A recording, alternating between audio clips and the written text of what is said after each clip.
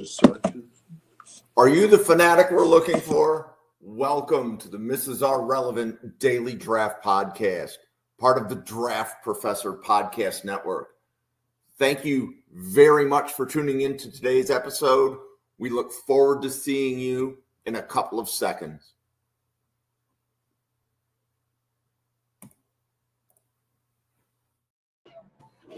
Hey, welcome to a special lunchtime edition of the Mrs. R Relevant Daily Draft Podcast.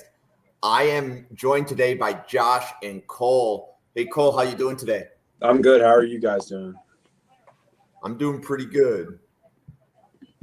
And Josh has been grinding tape, and he paused to eat breakfast while he's on the podcast. So I'm sure we'll see Josh stealing a couple bites to eat before he goes to, I guess, his real job, right? Yeah. So, cool. So we're going to be covering some offensive linemen and then some edges, and we definitely have a couple of first-round players that we'll be covering throughout the podcast. But we're going to start off by covering a player from William and Mary. Cole, do you want to kick off Charles Grant? Yeah, for sure. You see his size, and then you can tell he's kind of athletic just by that picture. Lean, super smooth mover on pulls, specifically kickouts and wraps. You're going to see him just kind of glide on the turf and get right up into any gap he needs to. He got a Senior Bowl invite, so I'm curious to see what happens against some better competition because William and Mary is FCS.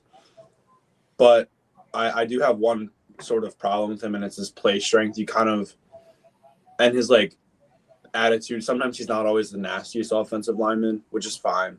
But his play strength does sort of lack in some areas. His anchor can get kind of weird when he gets under. He sometimes just isn't strong enough with his arms to really stop them. It really relies on his hip mobility and his feet and core strength that he has, not his brute strength.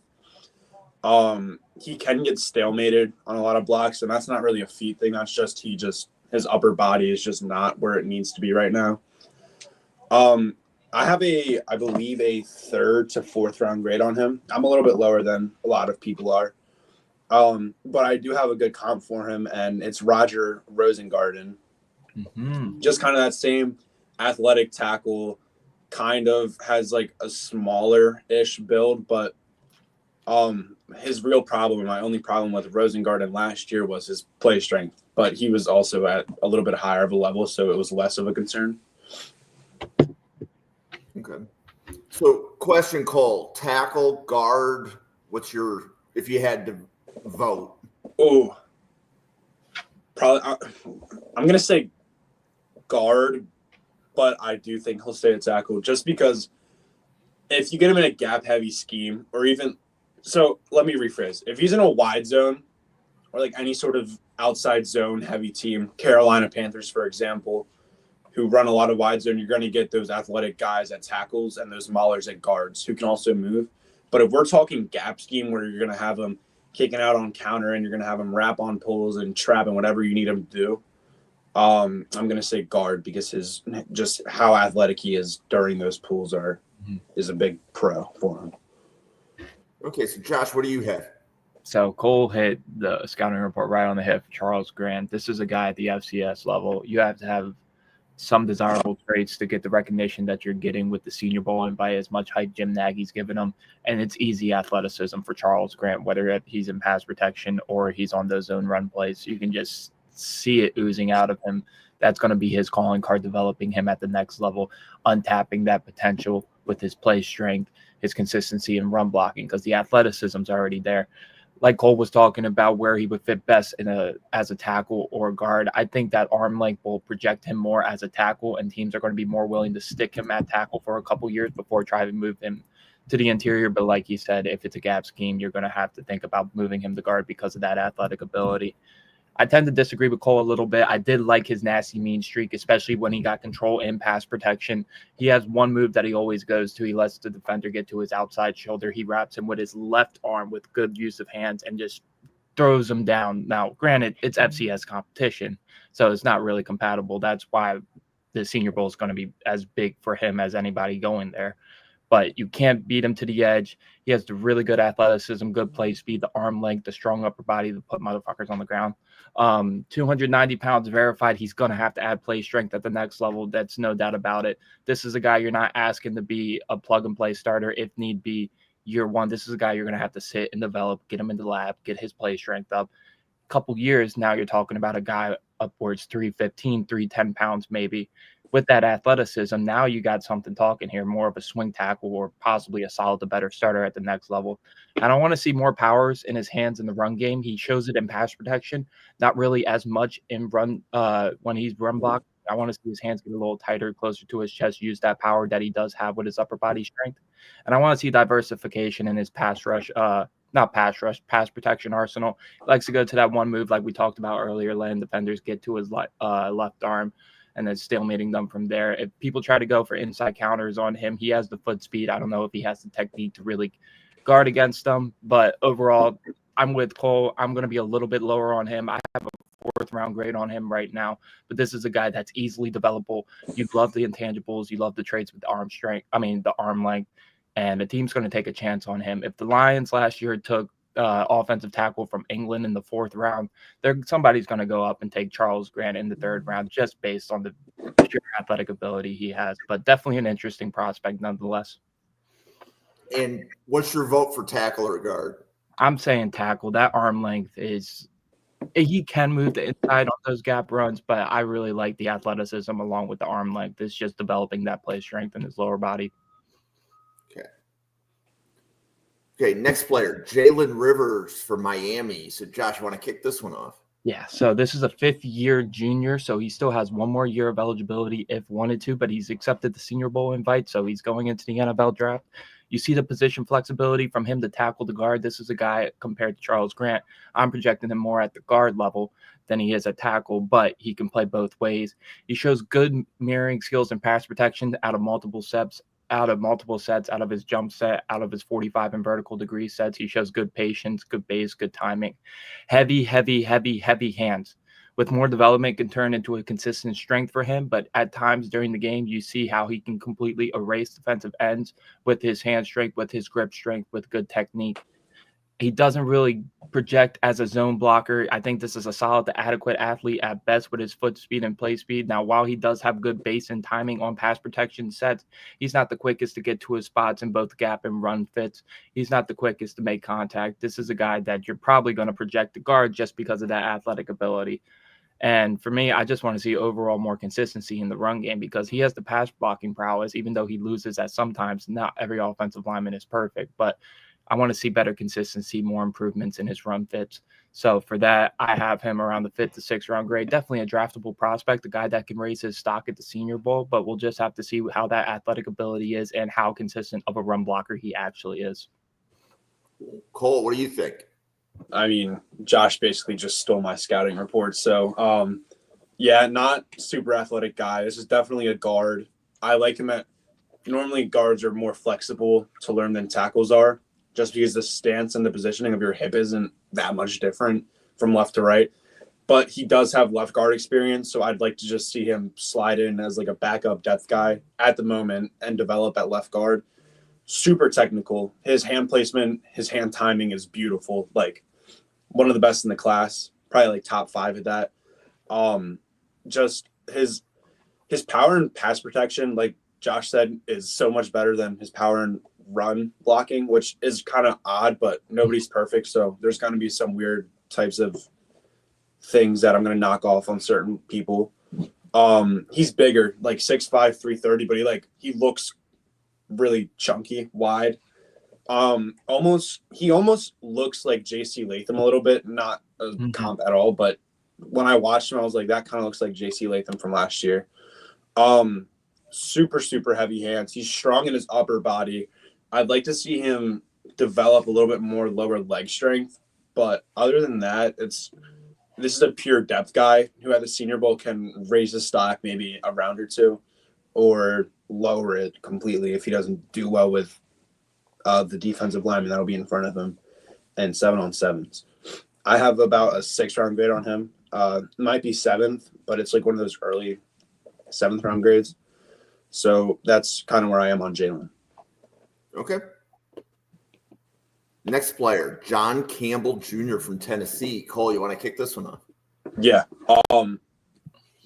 He whooped Alabama's ass. That's just what we start off with.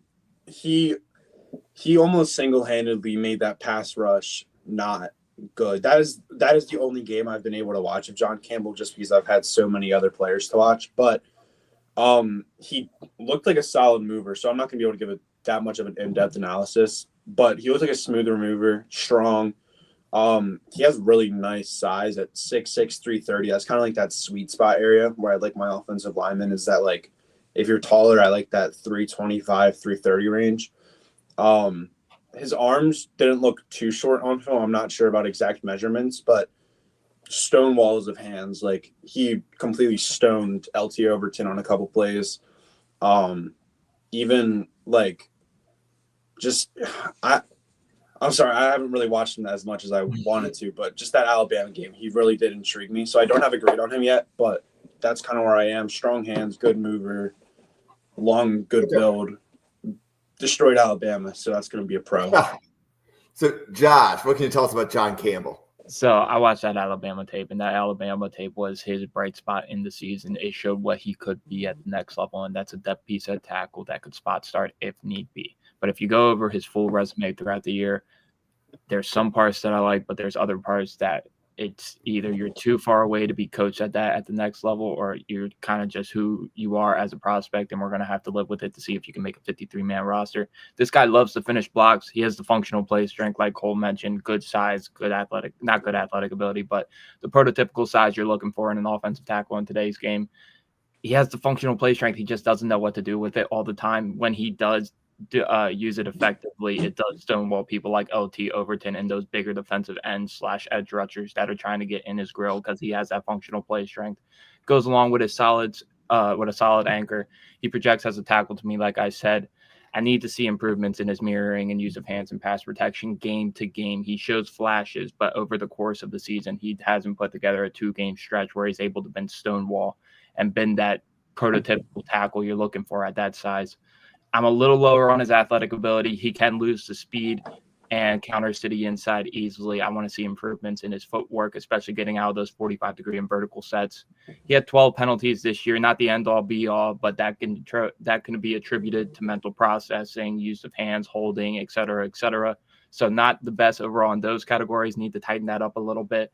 And for a guy his strength, he loses the leverage battle and run blocking a lot. Alabama game, again, you saw the promise. You saw that it's in there. It's just how much you're going to be able to get it coached out of him to get that on a consistent week-to-week basis. So this is a guy I see projecting as a tackle at the next level, but I'm going to be lower on him, even though he does have those size and strength and anchor that you're looking for in a tackle these days. I have a 7th round to priority free agent grade, and if he improves on his athletic ability and overall run blocking and mirroring and pass sets, then he'll see his draft stock rise, because there's not many tackles that fill out to the frame of John Campbell, but it's just all dependent on what he produces during his pro day in the combine. Okay. So, Josh, you want to tell us about Garrett Dellinger from LSU? Yeah, Garrett Dellinger, sometimes making scouting reports is just as simple as butter. It's definition of a high floor, low ceiling prospect. Currently projects as a good backup at either guard spot. I have trust that he could spot start right away in the NFL, which is not a thing you can say about a lot of these guys projecting to guard at the next level or trying to develop him at tackle with the freak athletic movements. And he's not a liability in both run and pass. This is a guy that's not going to be the flashy, put people on their butts, make the amazing double team run blocks, but he's going to do his job. He's going to execute it perfectly, and he's going to be trusted in both pass and run sets. He won't overwhelm you with his power. He has solid power. He could develop that, but he has good mass and he's filled the proportion. So I kind of just taken that as who he is as a prospect. Love his base and timing in both gap runs and pass protection. Can shuffle his feet efficiently, doesn't often lose the leverage battle on pass protection. He has scheme versatility. You can play him in a zone scheme. You can play him in a gap scheme. He's not going to be the best at either, but he's going to be serviceable. I prefer him in a gap scheme personally. And this is a high IQ football player that's not going to get a lot of penalties, not going to get a lot of holding penalties. This is a guy that's just overall checks off the boxes, not going to overwhelm you, but is going to be a 4th-round guy that on day 3, if teams are looking for guard, that Garrett Dellinger is going to be one of the top guys on their list because all the freak athletic guys before that are going to be off the board probably. So I'm a little high on Garrett Dellinger. I don't really see many weaknesses in his game. I just don't see that overall upside in some of these prospects that we'll talk about. So Cole, what do you think? Yeah, just super consistent. I think consistent is probably the highlighted word in my scouting report for Garrett. Smooth hands, not the strongest hands, but strong enough. Not the most athletic, but athletic enough. Fits into zone, gap, whatever you want. Just keep him at guard. There's no reason to kick him out. I will say there is a common theme with the guards in this class is that they're all really, really, really tall, which is a very uncommon thing. Normally, I think last year, like the average height was like 6'3", and this year it might be like closer to 6'4", 6'4.5", which is just like super uncommon. Garrett is a little bit taller, but he has nice arm length with that. It's not like he has T-Rex arms. He's got solid feet. He's got a really, really good processor. He can pick up stunts and twists very, very well. That's never going to be an issue in the league. I do have an early day 3 grade on him. Like, I'm as high on him as to the point where like those comp picks at the back end of day 2, that could be a sneaky spot for him to come in just because he's going to offer you starter ability. I'm not sure he's going to be a pro bowler or somebody that you're like, this is a complete day 3 steal. How did every team pass on him multiple times? But it's going to be a guy that you're going to be able to slot into a starting lineup for a team with a weaker offensive line. And you're going to be happy with whatever outcome he gives you because it's going to be a good outcome. And what I heard from both of you is that it's a high floor player, right? You're drafting for the floor. And with offensive line, if you have 5 guys that have a good floor, you actually have a really good unit. Yeah. Right. Especially in today's game. Yeah. 1 + 1 = 3 type thing. So, okay. So Weston Franklin from Georgia Tech. Cole, you want to kick this one off? Absolutely. Oh, my God. I watched him this morning just because I saw he was on the list and I had been recommended him. I fell in love with the player. First play of the game, it looked like it could have been counter. I didn't really like write what the play call was, but he had an ace combo, or that's what I know to me as an ace combo in gap scheme where it's guard center. When completely took out the 3-second or 2-eye, went off to the linebacker, blocked him off, turned around, saw that the play was still going after what it looked like the Georgia Tech's running back was dead in the water. Like there was like 8 guys in the line of scrimmage next to him, and he kept running. And Weston Franklin turned around and just booked it to the sideline following his own teammate. And it was the first play of the game, and I was like, yeah, this guy's going to be a good player. And then later in that same exact drive, he made the hardest block an offensive lineman can make, and that is blocking down on a 4-eye by yourself and gap scheme. That is like a lot of offensive line coaches just don't let that happen, and Georgia Tech's offensive line coach just really trusts Weston, and that's going to be a constant theme. I'm going to be honest, he's my center 1 right now with Parker Brailsford coming back. Great size, 6'4", 310. That's like prime size for a center in my opinion. He's relatively athletic, and he's not like super like strong, but he's going to do everything he can to make sure you don't touch his quarterback or his running back in the play. I didn't see a play in that Georgia game where I was like, damn, that was really a negative. Like there's nothing to build off on that. That's like a really bad play. Everything he did was just sound. He's a technician, he's a mauler, and while the play strength isn't the greatest, he's just awesome. He's awesome. And his IQ is super high. He can identify any front, anything you throw at him, he's gonna make sure that it doesn't happen and it doesn't affect the offensive line or the quarterback. I love Weston Franklin. I need one more game to put a grade on him, but I'm gonna be closer to a first-round grade than end of day 2 for sure. No kidding. So you're saying that day 2 minimum, and you could see him going round 1. If Cole Strange went round 1, Weston Franklin can sneak into the back end round 1. Okay. So Josh, are we gonna bring Cole back to earth, or are you like jumping on the spaceship with Cole, with Weston Frank? I'm gonna bring him down a slight bit, but I'm not gonna like really deviate off what he said. I was really intrigued to hear what Cole said, because when Cole puts his foot on the ground for a player, when he plants his flag, I listen, because when this guy has a guy, he's all the way in on him, and it has to have some credibility behind it. And I went to go watch that Georgia tape and that Notre Dame tape, and this is a guy with good size for the center position. You see the mental processing ooze off the table in both run and gap fits. I mean, not run and pass fits. Identifies fronts easily, read and reacts, never out of place. Love his base and timing. Good toughness. Like Cole said, this is going to be not going to be the strongest guy in the world, but he makes up for it in his relentless motor and his toughness. He's always looking for work. I love his patience when you get him involved in the screen game. He doesn't really give away that it's coming, but he gets into position very easily. Not going to be the most over athletic offensive center in the world, but more than capable of getting out in space and executing blocks for QB runs, screen plays, everything like that. Love his toughness, both physically and mentally. Love his balance and pass protection. I need to see a little bit more games before I put an official grade on him, because this is a guy that I'm going to have a lower grade on him, but give me a month or two, this guy is going to rise up way more onto my board the more I see of him. The biggest knock I had taken away from him were all his use of hands were a little bit low at times in both pass protection fits and run fits. I think he can use them more effectively to make up for some of the power that he's lacking. Not saying it's a deficiency by any means, but it's an area for growth that he can improve on the next level.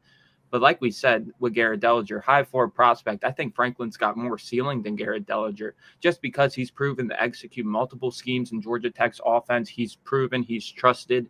He fits well in pass protection. He has good balance. And this is a guy I can see rising up my board. I have a late third round to early fourth round grade on him right now, but get to the combine, get more media hype, get more games under my system seeing this guy. This guy will probably solidify himself as a third round grade for me as a day 2 guy in my top 100. But we'll just have to see. Love what I saw initially, though, from Weston Franklin. Yeah. So Cole, Josh, like I love those takes, right? Like, come on, whether you're planting your flag or you're at least saying this is what you saw. So that's why we cover like 225 players for our scouting reports, right? So that definitely makes me feel good when you come out and you're starting to pound the table for somebody. Okay, so this one we're going to spend a little bit of time on. This is Will Campbell from LSU. And Josh, I can see like you're ready to go, so go ahead. I've been waiting to have a discourse on Will Campbell for the longest time. And before I say anything about this guy, this is a solid prospect, okay? This is a guy that I'm not going to harp too much about, dig him into the dirt saying, oh, don't draft this guy at all. This guy is a waste of a draft pick, because he's not. He brings really good traits to the table. He will move you with power and gap schemes. He moves people off the line of scrimmage so easily with very good play strength and good tenacity. He offers a good punch and pass protection. He uses his strength to disrupt defensive linemen off their pass rush plans so easily.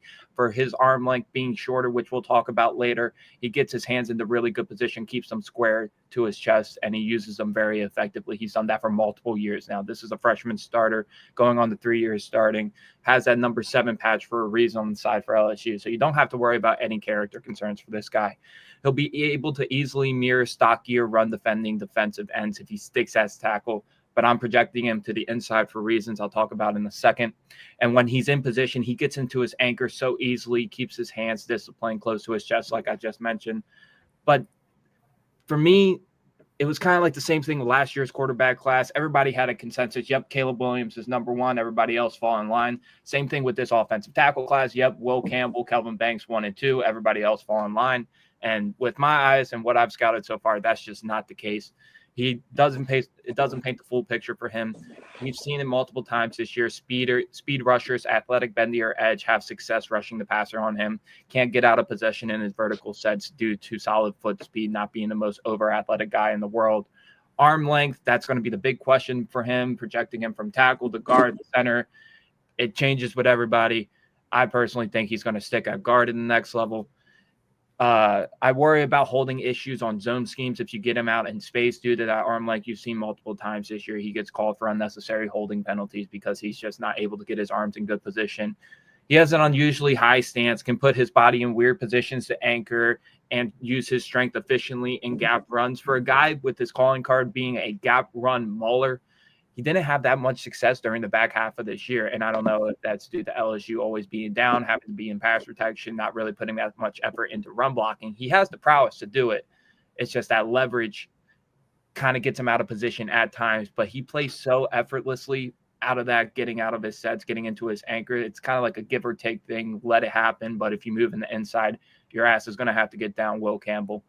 And for me, there's just too many questions on if he can stick on outside. This is going to be a really good player if you move him inside and you get him with the right coaching. But he's going to get drafted in the first round, whether or not on my grade. He's probably going to get drafted to Miami of all places, and I hope Mike McDaniel does not mess him up.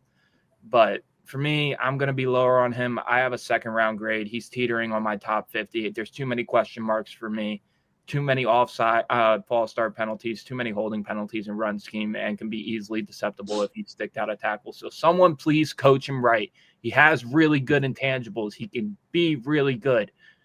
Just saying that he's a top 10 prospect and a bona fide top 5, top 10 pick, that's just not the case for Will Campbell. So sorry for raining on Will Campbell's parade. Hopefully Cole can kind of lighten him up a little bit because I just kind of dug on the paint for 5 minutes. Cole, what do you got? Center. He's a center. He's a fucking center. He's a center. I have verified sizes at just under 6'6", so 6'5" and 6'8".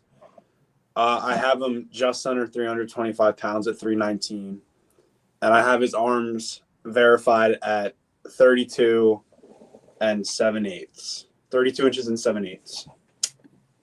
And remind everybody what the threshold for a tackle is. 33.5. I think I might be off the mark. Yeah. We're talking about almost a full inch. It's like somewhere between 3/4 of an inch to an inch shorter. Mm-hmm. Got it. He's everything Josh said. He's right. I'm not going to just repeat everything. I will say, specifically in the South Carolina game, Kyle Kennard messed him up bad multiple times because of one thing. When he misses his hand timing, when he tries to refit, he opens his gate all the time. Every time he misses his initial hand placement, which 85% of the time is awesome. He almost always will get the hands where they need to be and clamp.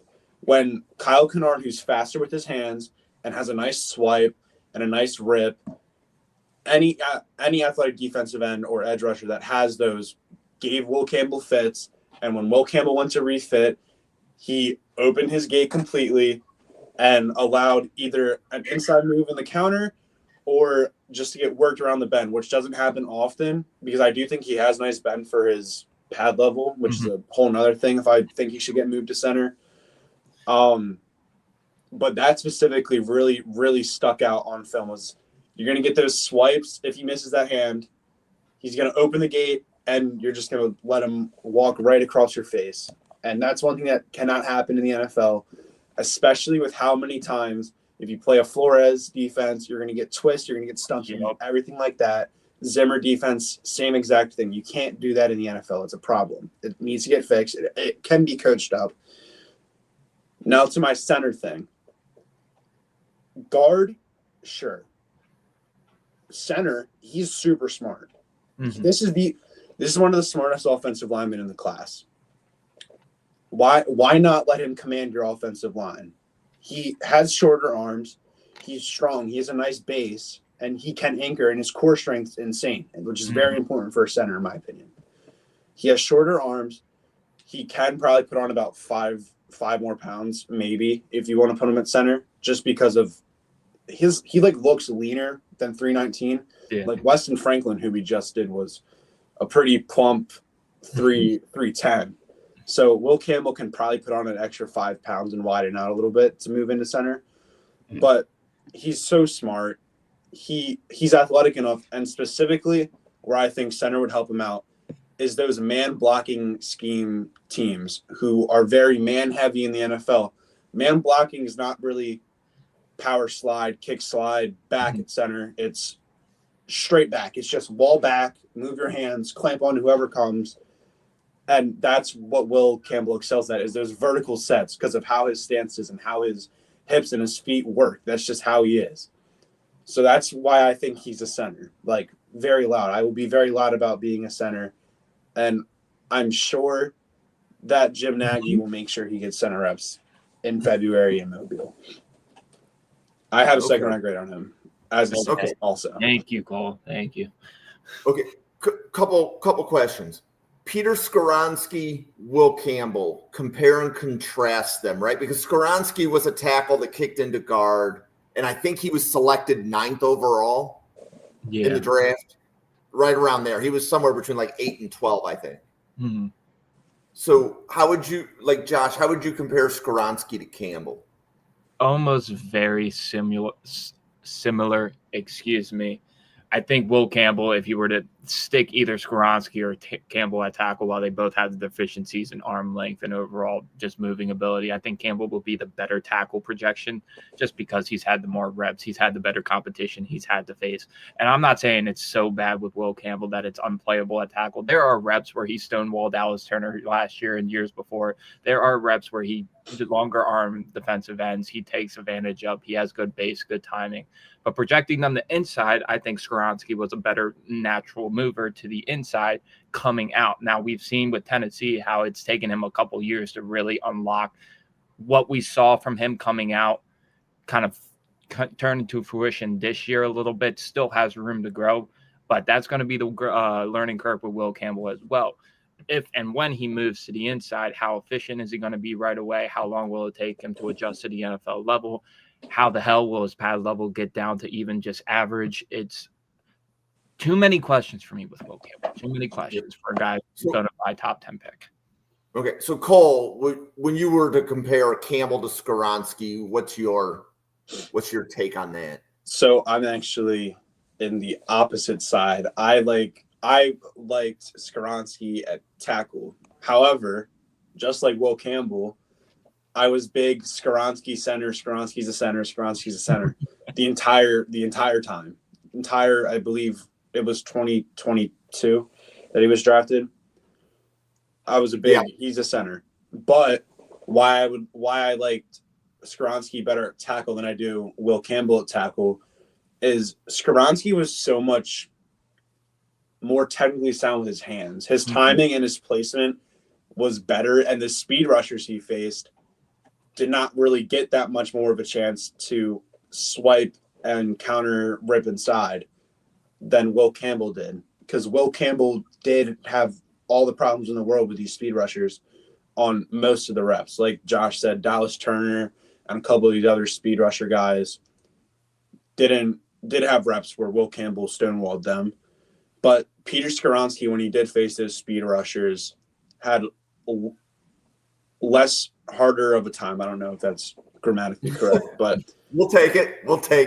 Didn't have as hard as a time striking and sticking with those faster edge rushers. So I do like Skoronski better at tackle than I would Will at tackle, but I like both of them at center the same. So okay. So yeah, Cole's next podcast is going to be the list of players that Cole thinks should convert to center. Like I can see like sometimes the content just builds itself. That was me. I guess that was just a bad draft podcast joke. But, okay, so let's jump to Patrick Payton, edge from Florida State. Cole, you want to kick this one off? Yeah, this was over the summer. Was a huge my guy. I started in May. This was like the second player I watched, or third, because I started on edge. I was James Pearce, Tyler Barron, then Patrick Payton. And I loved Patrick Payton's film so much from the 2023 season. Great size, great bend, great athleticism. And then the Georgia Tech game happened. And I was like, well, I don't like him as much anymore. And then it got to midseason, and I was like, I really don't like him as much anymore. And then it got to now, and I'm like, I don't know if Patrick Payton even has a draftable grade for me. The athleticism that he had in 2023 is there, but it looks lessened. His bend, his hips look lessened. He just regressed, even athletically, which does not happen. His intangibles are good, Oh, wow. Thanks, Bill. Well, we'll still finish the report. Yeah. He's technically not great at all. He doesn't have good hand placement. I don't really believe in pass rush bag being a huge thing, but he doesn't really show any knowledge of when to use what moves. He has flashes, which you're going to get with athletic edge rushers, but overall, he regressed, and there's really not much else to say than technically he got worse, athletically he got worse, and his motor got worse, which was like the biggest knock on him in 2023 was his motor, and it got worse. So, and now he's in the transfer portal. So I'm not even going to say what my actual grade is on him because it doesn't matter anymore. No, that's all right. So, Josh, again, we're giving a scouting report. Do you go ahead and give a summary, and we can move on to the next guy. I'll give a quick summary on Patrick Payton. He's the ideal guy you're looking for in the height, weight, length category, the prototypical size, athletic ability for the edge rush position in the NFL. He has good bend, good size, could get off at times, but that's about it when you're talking about his positives in his scouting report. Guy last year that had a lot of potential to build off of this year, and we obviously know what's happened with Florida State. But the biggest thing that's concerning to me, like Cole mentioned, is you can go 100% and not know what you're doing because Patrick Payton does not have the mental processing necessary to run fits consistently, stack and shed, and use multiple pass rush moves in his arsenal. Needs to develop his use of hands as well. It's one thing to go 100% and not know what you're doing out there, but it's another thing to go 50%, look like you've given up with your body language, and not having anything technically to fall back on. So this is a guy kind of like Joshua Farmer we talked about on previous podcasts, has the intangibles you're looking for in the athletic ability categories, but hasn't really shown a lot of consistency or promise in the pass rush arsenal and consistent run fits and gap and zone schemes. This is a guy that you're going to need to get his hat on right and develop and coach at the next level if he was to come out this year. But he's staying for another year. If he's heading in the transfer portal, please don't go to an SEC school that's going to promise you playing time and not develop you. Go to a school that's going to coach you hard. Get back to your roots of things, because if you show any promise next year in college with, let's say, a group of 5 school maybe, or even like a Big 12 school that gets really coached hard, you're going to get drafted on your athletic ability alone, and then your stock will rise because you've seen the improvements in his motor and not even necessarily his mental processing, just the will to go 100% on every play. So I hope he finds a good fit for him because his mental processing and his motor were really concerning for a guy with all the athletic ability tools. Okay. So, Josh, I want to do RJ Oben from Notre Dame. Yeah, this is a guy that we're going to talk about when we get into his scouting report. This is a guy that's going to project as a better pro than he is a college prospect. If he was to come out last year, that would not be the case. But going into Notre Dame this year, the production has not been on the same level as it was as Duke his last 4 years. And that's a combination due to him not being needed on 3 downs, him executing his assignments and not trying to be the splash play pass rusher.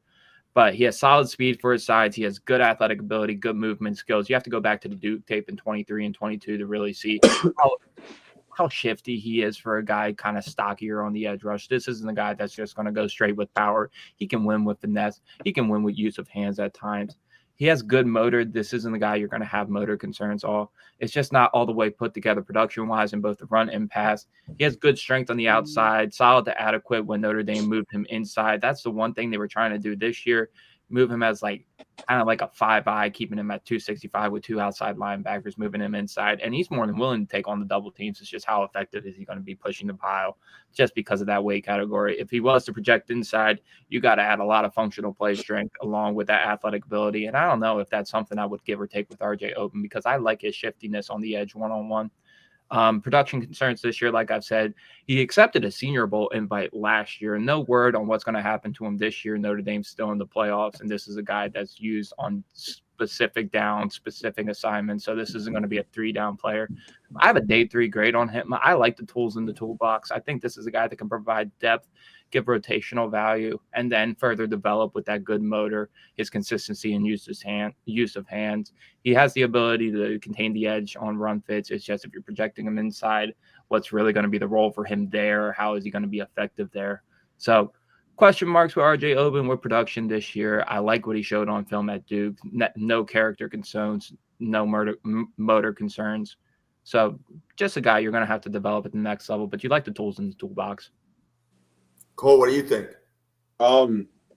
So the first thing that just pops out at me is you always have these guys where you miss on the bigger name. You follow up with the guys that are similar players, like RJ Oben is, to specifically Kamen Rucker this year. If you miss on Kamen Rucker, you take RJ Oben in day 3. Just like last year, you missed on Chris Jenkins, you took Mekhi Wingo whenever he fell, which is day 6. I was higher on Mekhi Wingo, aside from the point. I don't know how he fell to 6. I had a first-round grade on him. I had a second. I had no idea. But back to Oben. Duke produced well, good enough. This year fell off, but it's because he was in this Notre Dame system that's very do your job, know your role.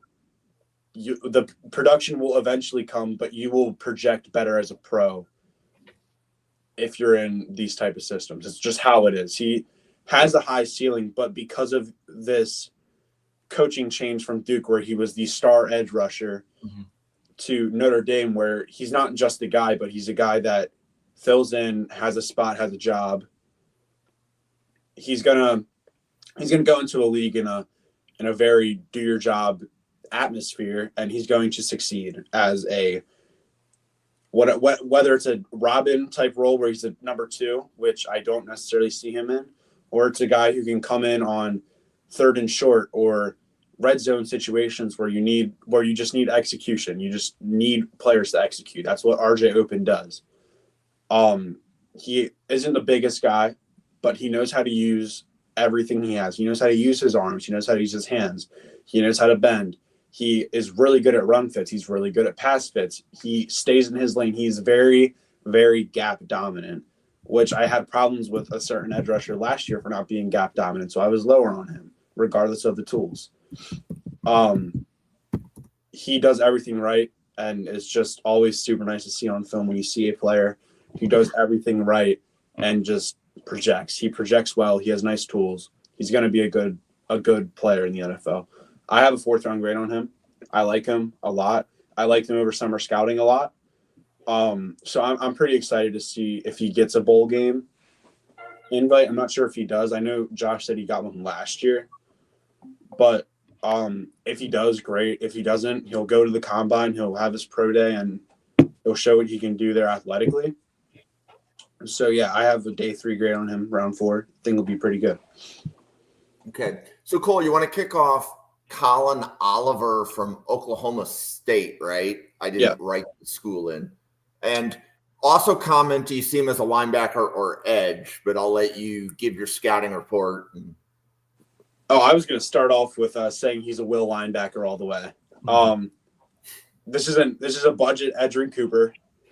He can play the edge. He can play the linebacker. Super smart. He knows run fits well. It's because he was used as a linebacker last year a lot of the time. Moved a little bit more down to edge this year. He is stronger, but his size does mess him up a little bit. For his size, he is strong. Pound for pound, he is strong. But because he's 6'2", 240, he does get messed up a lot. Like, he can get dominated in the run game and the pass game, regardless of how smart he is with his run fits, and he knows where to go. Similar to Oben, he knows his role, but he produces because he does play that hybrid, which we do have a lot of in this class, that hybrid edge linebacker role. You see things flash on tape, like his pass rushing ability, super high motor, again, smart, pound for pound, really strong. But you do, like, the size is a concern. The size is the biggest, number one concern. 6'2", 240 is not a recipe to play edge at the next level at all.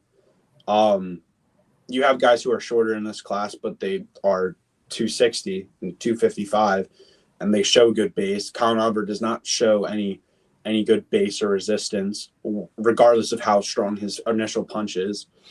He's a linebacker. He's a will linebacker. That Dre Greenlaw, Edrin Cooper type, he can come off the edge, but he should play linebacker. So I do like him in that San Francisco type system that they have going right now. Specifically the Brian Flores system, because they are kind of ruining my guy Dallas Turner a little bit there by having him play that will edge hybrid, which I don't appreciate. So yeah, I do have a day 3 on Collin Oliver. I'm not sure if he has a bowl game invite. But athletically good, pound for pound strong, size is a concern, knows what he's doing. This is a day 3 guy that you take and can produce for you, without a doubt. Josh, what do you think? So Oliver does have a Senior Bowl invite, so we're going to see this guy in February down in Mobile, which is going to be awesome to see because, like Cole said, this is a guy that projects well as a will linebacker, not just because of the athletic ability or his size, weight profile, but he demonstrates good coverage ability when he's left out there in zone coverage assignments. So he's not going to be a liability, somebody you're going to have to coach up at as a will linebacker, putting him in coverage. And he has a good motor, good pursuit. While he may not know how to properly run fits as a will linebacker, he'll show the effort, and he has the closing speed to move along good with zone concepts as well. So this is a guy you can project as a will linebacker, but I project him as a designated pass rush on those 5-man fronts at the next level, a guy that can execute that as well. This guy's calling card is speed. He can win with speed on passing downs. He gets to the outside shoulder easily. Good leverage, can dip around, get to the quarterback very easily. He has the good versatility, like we've said, good coverage ability, oozing athleticism, ankle flexion, burst to turn the corner. As a true junior, he had 7.5 tackles for loss in the 2 games that he did play this year, 3 forced fumbles so far, 2.5 sacks. This is a guy that's ultra productive when he's put in those designated pass rush scenarios. He had the injury in week 3 with his foot/leg. We don't know exactly what it is, but it kept him out for the remainder of this year. So that's going to put a little bit of hurt on his draft stock just because of that size profile. See how durable he'll be able to come back and show that athleticism right away going into his rookie year. Second team All Big 12 in 2023, 2022, 2021. So production is not a concern with this guy.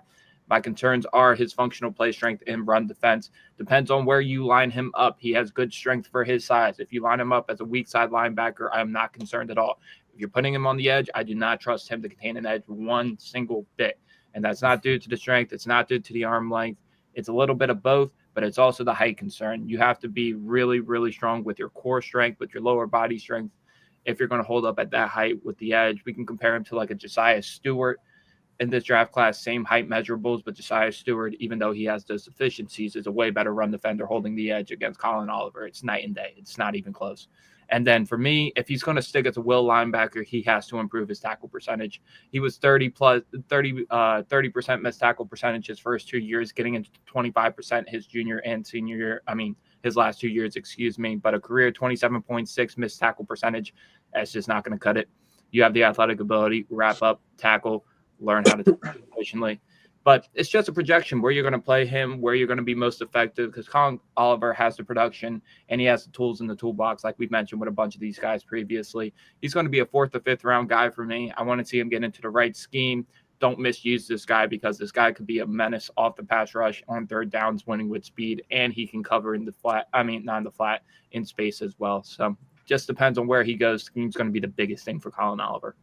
Yeah. So I heard, Josh, I think you said designated pass rusher. Mm-hmm. Right.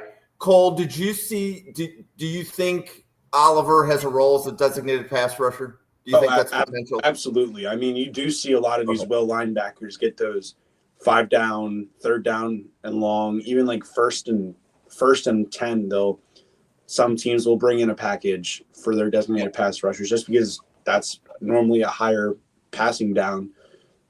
It's for some teams. So I didn't hear you say it. And one of the things I'd like to point out with the designated pass rusher is that a player can have a 10-year NFL career playing only on 3rd down. They can play 30% of the snaps of the game only on 3rd down, and that's what you do, right? Look at Bryce. Buffalo's doing that with Von Miller right now, right? Yeah, that's his role.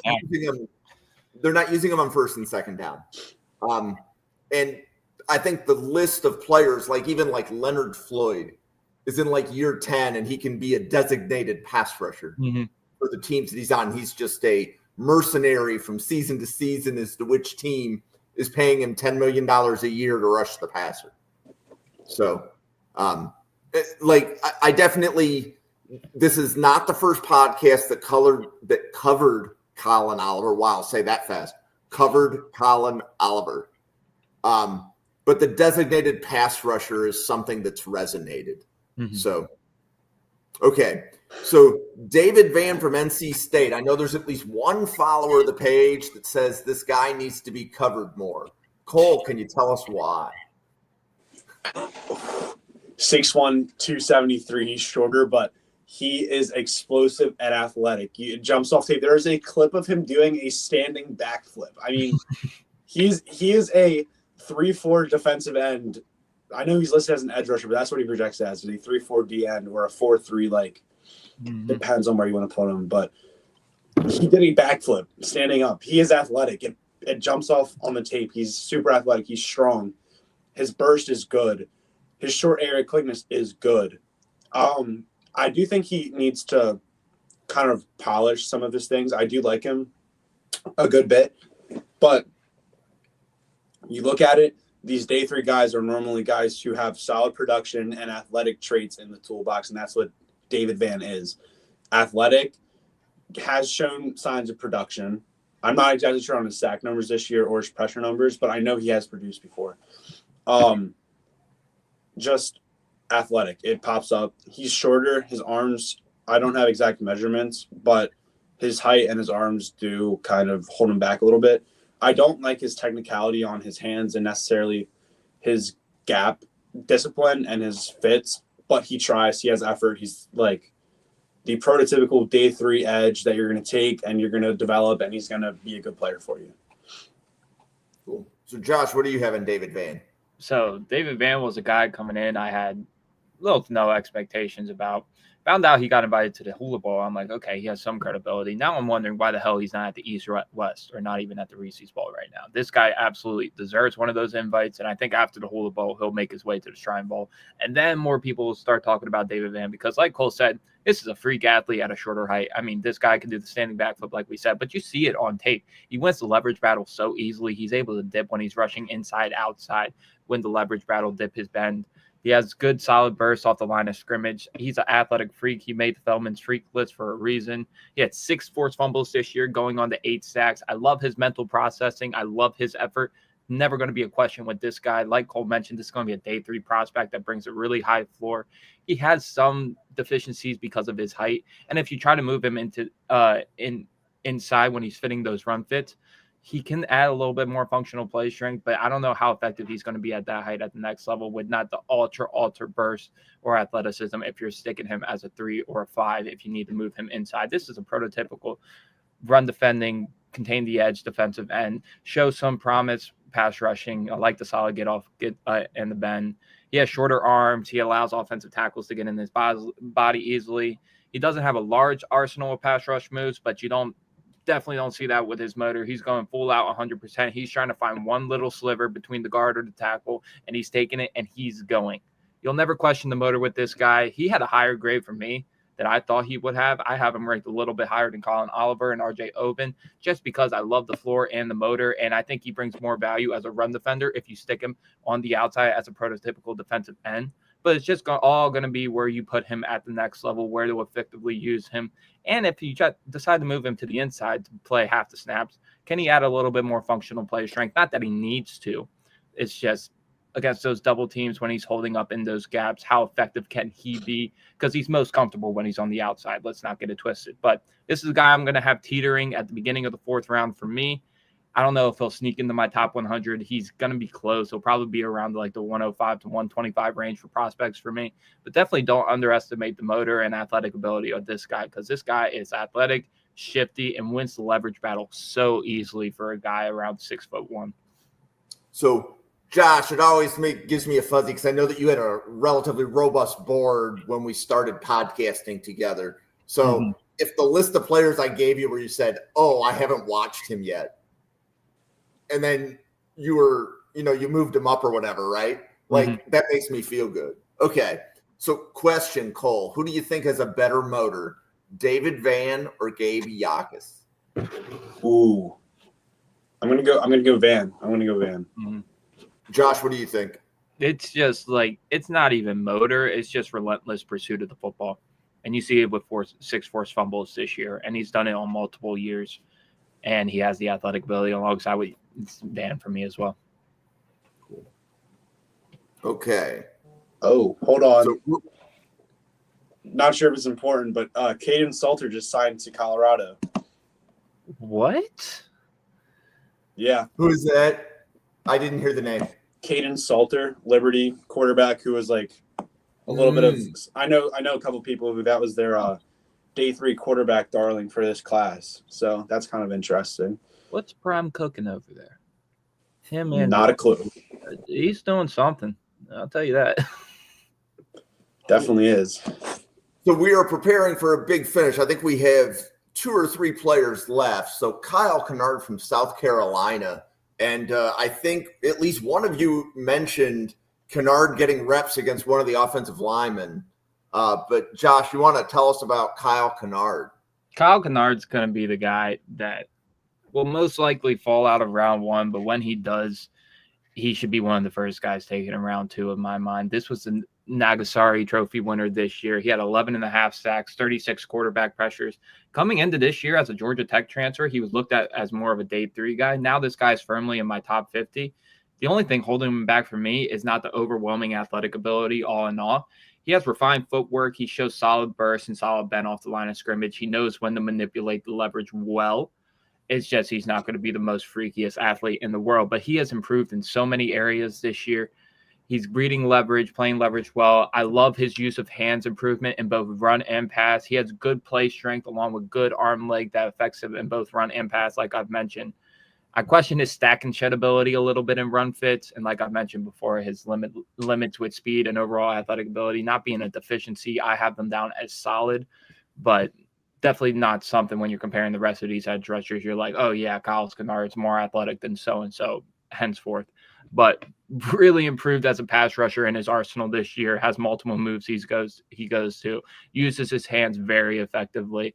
Love his leverage. His mental processing and toughness have gone up from a 4 last year to a 5 this year. Just a guy going into his 5th year, having to make his money, has really taken advantage of all the opportunity at South Carolina and has really done a good job mentoring Dylan Stewart, giving him more opportunities one-on-one, making him more free and really using that leverage and use of hands to his advantage. So this is a guy that gives you solid starter floor and will be a productive player for multiple contracts. It's just how high the ceiling is for Kyle Kennard. I don't know. If you stack him up with the rest of these edge rushers, some of them have more production. Some of them are more technically refined. Some of them are more athletes, better athletes. Some of them are more freaky with their bend and edge. But if you're looking for a well-rounded player, Kyle Kennard's definitely your guy. And there's no reason he should fall out of the top 50 picks, in my opinion. So, Cole, what do you think? Yeah, just this is going to be, and this isn't a dig at anybody that does look at the box score more than others. This is gonna be a guy that a team takes on day 2, whether it's I am a little bit lower, but whether it's early 2nd round or he goes towards the back end of the 2nd round. This is gonna be a guy that the typical NFL team lover fan is going to see his statistics in the box score, his sack numbers, and they're going to love him. And while he does have good production, I do question where some of that production comes from, because you watch the Alabama game, which is like, that was the game that everybody was like, oh, Kyle Kennard's the real deal. You watch it back, it's a lot of empty calories there. It's a lot of unblocked off the edge or just complete whiffs by Elijah Pritchett or Caden Proctor. And he gets into the backfield. He's not the most athletic, but his bend and his ability to use leverage well makes it seem like he's more athletic than people that watch him more in depth would think. Mm-hmm.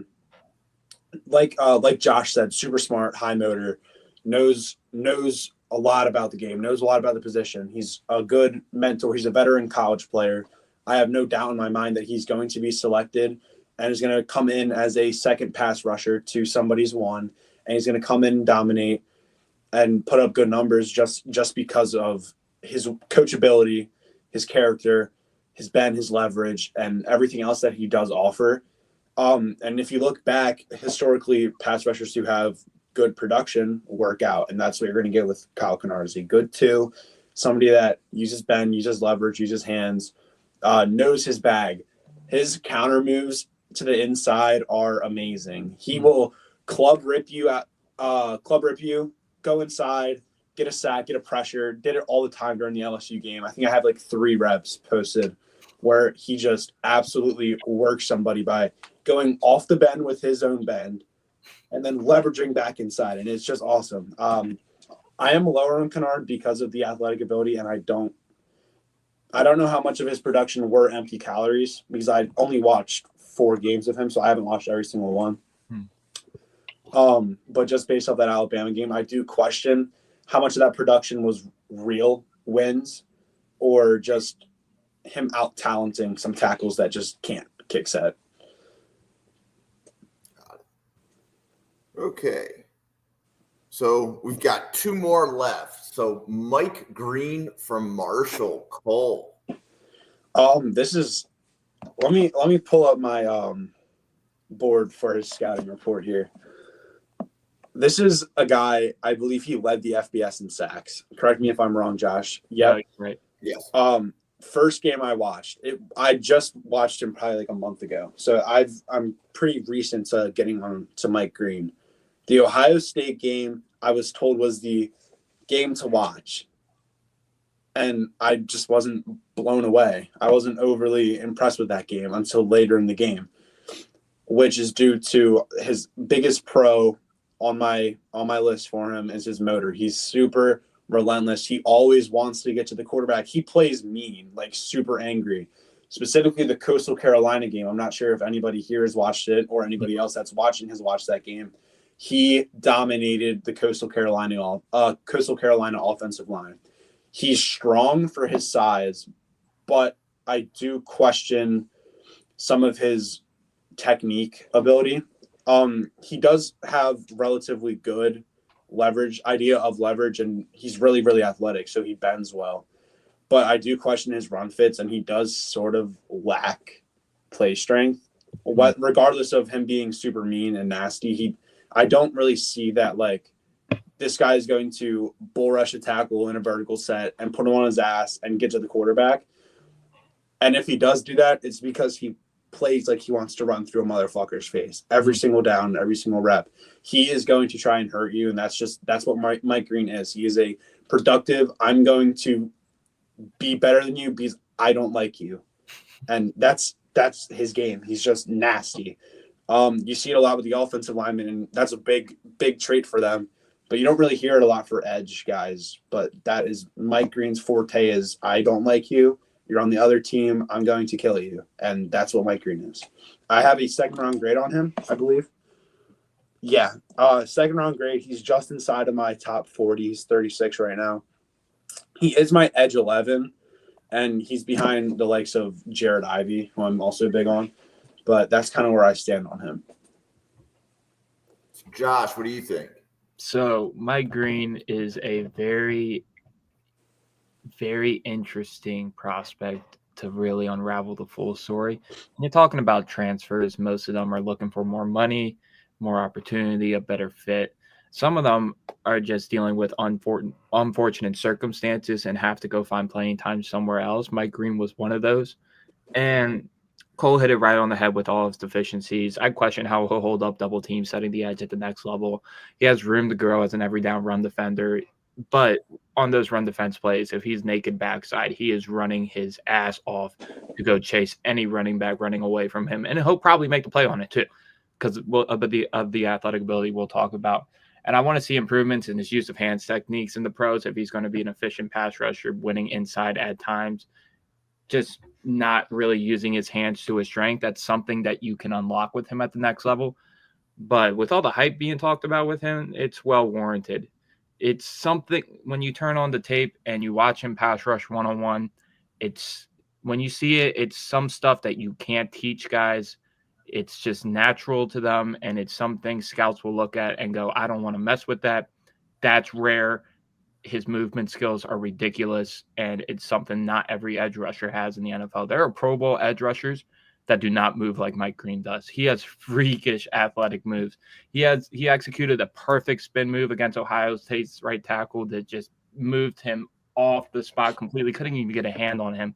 He has freakish dip. This is a guy that can elevate pad levels better than anybody in this draft class. And for a guy that's 6'4", 248, 250 pounds, you wouldn't think that of a guy with that athletic ability, but he can move from 100 down to the guy's hips in a millisecond. It's so impressive. It's actually disgusting. It's really hard to block. Easy shutter versus tackle and run defense plays and gap schemes. He plays almost like he's crossing over a defender in basketball. That brings the alignment versatility, and it shows just the mental processing and the ability to move around offensive linemen on their spots and find the leverage and get into the backfield as quickly as you can. That's why you saw all the production this year. And like I've said before, hunts down backside runs with relentless motor. You love the motor, and you love how much you can grow as a prospect. There's a lot of edge rushers coming into this class that they're almost finished products. You're getting what you're getting. You're getting a good floor. I don't know how much you're getting. Mike Green brings a floor, I believe, and I think there's so much untapped potential that a team in the back half of the first round is going to turn off his pass rushing tapes one-on-one and see that he just moves differently, and they're going to take him in the first round. And I am not going to be mad about it at all. There are some things that you can't teach with edge rushers, and Mike Green has all the intangibles that you cannot teach one-on-one in pass rush. So he went from a guy that's teetering at the end of second round. I've rewatched 4 of his games. He's firmly in my first round. I know he has his deficiencies. You can't teach the movement. You just can't. Okay. So I have a favor of both of you. So it sounds like each of you guys got 3 or 4 games of Mike Green in. Mm-hmm. Can you drop into our group chat which games and where you found it? Because somebody was looking for tape on Mike Green and they said they only found 1 game. So yeah, that was somebody from one of the other podcasts that was trying to cover him, and he said he could only find one. Okay. One. So yeah. At some point. Did I have to? But that was well done. And this is our big finish. So James Pearce from Tennessee. Josh, you want to kick this one off? So like we talked about with Mike Green had that ridiculous borderline elite dip where he's able to elevate pad levels from here to here. James Pearce has that. It's not to the Mike Green level that it has, but his athletic ability all in all is better than Mike Green's. Very good foot speed, agility, bend off the edge, all the above. He checks all the boxes of being above average to really good in all those categories. He can be effective and dropping in the flat zones and coverage, which is something that's going to be a calling card for him. He'll be a guy that you're able to disguise coming off the edge, or you can move him out into a flat, and he has the good athletic ability moves, and he has the good coverage skills to make a plays in zone coverage. But that's not what you're going to ask him to do. He's going to be a really, really, really efficient speed rusher at the next level. One of the best that I've seen come out in the last couple of years. This guy, that's his natural calling card. And this year to start, he got off to a little bit of a slow start, trying to integrate some new pass rush moves, trying to work with more power at times. And while he can win with power, this guy's speed rush arsenal is probably the best in this draft class. He has the ability to work in odd fronts. He can line up over top of the center. He has the alignment versatility. He wins the leverage battle so easily. Like Cole was referencing Alabama's tape a lot. 2 sacks, 9 pressures, a 19.4 win percent rate against Alabama. You turn on the tape, he was probably one of the best edge rushers to go against them this year. My questions for me are, how will his strength profile hold up as a run defender? He can shed blocks from time to time. He can chase down backside pursuits. How will he hold the edge on a consistent basis will be something to monitor. But he has the arm length and he has the athletic ability to do so. So it's just a matter of, will he be able to anchor down the edge on a consistent level? And he shows flashes of speed to power. That's something I can see grow at the next level. His ability to get into an offensive lineman's chest, move them back more at times. He can do it. That's just not his calling card. He likes to win with speed and agility. But when you're talking about a freak athlete, we can compare him to like a Harold Perkins on that athletic ability train. No, James Pearce is up here. Harold Perkins is down here. And that's saying something because Harold Perkins is a freak athlete in his own right. With a guy with that athleticism, with that rush, pass rush win rate, with his effectiveness, with his speed move, and just all the traits you're looking for in today's pro-style spread, everybody get off the line of scrimmage type of NFL, James Pearce is going to fit like a glove right in. So he was a guy I was lower on before scouting him again. I had him as a firm top 15 prospect. This guy is in my top 10 This guy is my edge 2, and you cannot teach that speed rush to the outside. That's going to be something that's going to be his calling card at the next level. So out of curiosity, Josh, who is edge 1 for you? Abdul. Okay. He's probably got his jersey right up here. Right now he's number 2 on my board. So there's a gap. There's a gap between Carter and Pearce. Don't let people think it's 1A, 1B or really close. No, Abdul is all the way up here, and then James Pearce is like right here. Still really good. Yep. So yeah, Cole, thank you for the pointing out that you have the Abdul. Is that the Abdul Carter jersey? That is the Abdul Carter jersey. Guys that have worn number 11. It is Abdul Carter. I love Abdul Carter, but we're on James Pearce right now, so I'm excited to get into this one. Go for it. Yeah, just this is a guy I fell in love with, kind of opposite of Josh. With he wasn't as high on him early, and then became higher on him. I fell in love with him during summer scouting. First player I watched because everybody was like, James Pearce is the next generational pass rusher. Well, I don't agree with that as it stands right now. I do really like him. His speed, his athleticism, his length it just pops off the screen. I will say, to Josh's point about he doesn't know about the run stopping and setting the edge consistencies, the Florida game and the Oklahoma game are 2 really, really, really big games that I watched where I was like, he can do it. He can do it consistently. Even the Alabama game, he was fitting and blowing up runs very well, which is a big, big step that he made from 2023 to 2024. His speed and his ghost moves specifically, that's what I was thinking of. Mm-hmm. His speed and his ghost moves specifically are the best in the class. I don't see a lot of college guys consistently use the ghost move, and he does it to a T. It's perfect every time, just right under them. No fear of getting decked by the tackle in the hip, just right under him. He's faster than everybody that he has played. From edge to offensive tackle, he's just faster. He's more athletic than everybody in the SEC as far as I'm concerned. Where I do have concerns is his play strength. He has no counter when he gets into an anchor situation, which he should never be getting into in the first place because he should not be bull rushing anybody. He's 240 pounds. That's just not something that you should do, especially when it's known that he's not that strong in that standpoint. Like, he's not Jared Verse. He's not going to absolutely maul a tackle with a bull rush or speed to power. He needs to be a finesse guy. He needs to be stand up off the edge, 9 technique, maybe off of a tight end, and a 6 or a 7. Just, he's a pure athletic freak. I would love to see him go to wherever Ajero Avera goes with Carolina. If he gets fired, wherever he goes, that's a Fangio disciple. That's a guy who drops his outside linebackers into the flat. That's a guy who loves his edge rushers dropping into coverage. Jonathan Gannon with Arizona, same type of thing. And then obviously Philly and Atlanta are the 2 big ones where it's like, those are like the dream scenarios there. I am a little lower. I have him just outside of my first round grades. He's like probably 3rd or 4th outside of there. And he is my edge 5 or 6, I believe. I kind of flip-flop him and LT Overton. Mm-hmm. But I really love his ceiling. I have him comped to that Will McDonald, Brian Burns. One that I liked early was Odafe Owe, which I do think Odafe is a little bit stronger, and I think he is a little bit smaller in height and length. But that's a guy where the athletic traits were there, and he got drafted because of his athletic traits. Less production, but the athletic traits were there, and that's what you're getting with James Pearce, but more production.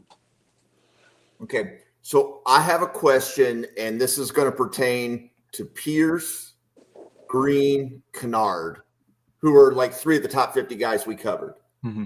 Okay, if they were in last year's edge class, Nealand, Turner, Verse, Latu, where would you slate these 3 relative to last year's edge class? Pulling it up right now. So Jared Verse, I would have before Dallas Turner. I would have him as my edge 3. I had Verse and Latu 1 and 2. Looking back on it, I had Chop Robinson lower. He needed to be higher. That's on me. Oh, and thank you. I forgot Chop Robinson went in round 1 as well. Thank you. Mike Green, I would probably have right after Chop Robinson, right teetering on that first round, the second round range, early second round range. And then Kyle Kennard would probably be behind Darius Robinson for me as the first guy in the second round. So he would be. What about, would you have him ahead of Nealand, who's taken in round 2? Yes. Yeah. But I was lower on Nealand, so I'm not the right guy to ask. Got it. Cole, what would be your take on that? So my without pulling it up, because I did a bunch of work on that edge group because I was not high on it, and I was trying to love it. I didn't love the edge group last year. So I did probably 5 or 6 games of each player because I was just trying to find something to hold on to. But I was Dallas Turner 1, Latu 2, Verse 3. Actually, I'm pretty sure I was Nealand 4, Chop 5, and then Mo Camara at 6. I was a Mo Camara guy too. Thank you. Thank you. I think that was a pretty bad miss on my part, along with Chop. That was the guy I was alluding to earlier who I never got high on him because he literally would not stay in his gaps at all. The Michigan game, he let up the game-sealing touchdown because he went outside when he was a 4-eye. So I was and I was low on Darius Robinson, but I would say I'd probably have Mike Green past ahead of Nealand just because I had Nealand ahead of Chop, but looking back it would be Chop and then Mike Green. Okay. James Pearce I would probably have I'd honestly have him closer past Chop now as well, right before Mike Green if we were slotting those two in. And then Kyle Kennard, just because I loved Mo Camara so much, I'd probably put Camara maybe slightly ahead of Kennard. I'd probably have those two flip-flop every single day. So that's fair. So the reason that I ask, is actually as you were saying Pierce, it's ironic that I was thinking Chop Robinson, yet when I gave you the players to compare him to, being the Bills fan, I'd left Chop Robinson right off the list. So there's my bias there. But cool. So we just covered a lot of players in 75 minutes. So for everybody watching, hit that subscribe button on YouTube. Hit that like button on YouTube. Josh, you want to tell everybody where they can find your content? You can find me at juice_T23 on Twitter. Next week, when we're done the running backs and linebackers, you're going to get my full board in-depth grades on all the running backs and linebackers we previously talked about. And now since I'm diversifying into other position groups, you're going to get full position breakdowns on all the players from each position group as we get to the end of the college football season and more into the actual draft season. Yeah. So Cole, want to tell everybody where they can find you? You can find me on Twitter as well, all lowercase, ColeP_NFL. I cover everything. A lot of my grades are being solidified right now. My board's pretty much going to be done up until there's those splash guys in the bowl games and the combine, which I don't really hold too much weight on. But my board's going to be updated probably within the next month completely. I have about 120 more players to grade. I do breakdowns on a lot of the players, specifically a lot of the lesser known players. Just did one on Weston Franklin today, and not a lot of people knew about him. So I do that. I follow a bunch of the college football landscape, so you can find that on there as well. Fantastic. So Cole and Josh are substituting for other podcasters that could not participate during the holiday season. So both of you stepping up, much appreciated. You can catch Josh every Monday doing running backs and linebackers with Jake. And they are, after one more episode, you're going to get a summary of 35 running backs and 35 linebackers that they've evaluated. So if you have not heard about 35 linebackers in this draft, you need to go catch Jake's podcast history on YouTube.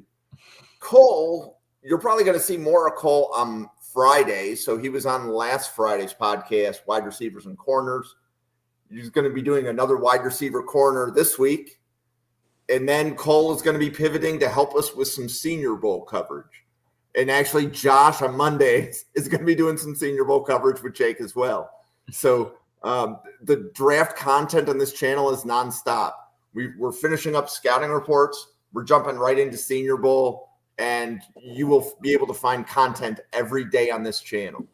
So on behalf of Josh, Cole, myself, everybody at the Draft Professor, thank you very much, and have a great day, everybody. Thank you for watching this episode of Mrs. R Relevant, the daily draft podcast brought to you by the Draft Professor Podcast Network. If you have not already, please hit the subscribe button on YouTube. Please hit the like button on YouTube. Follow the Draft Professor page on Twitter at NFL Draft Fanatic. There is no I am fanatic. We have content coming to you every day. You can see some of the people delivering that daily content to you on the slide now. Find them on Twitter. Give them a follow. There's always good dialogue on Twitter, and that's how you can find even more draft content than you saw in this episode. Thank you very much for watching, and have a great day.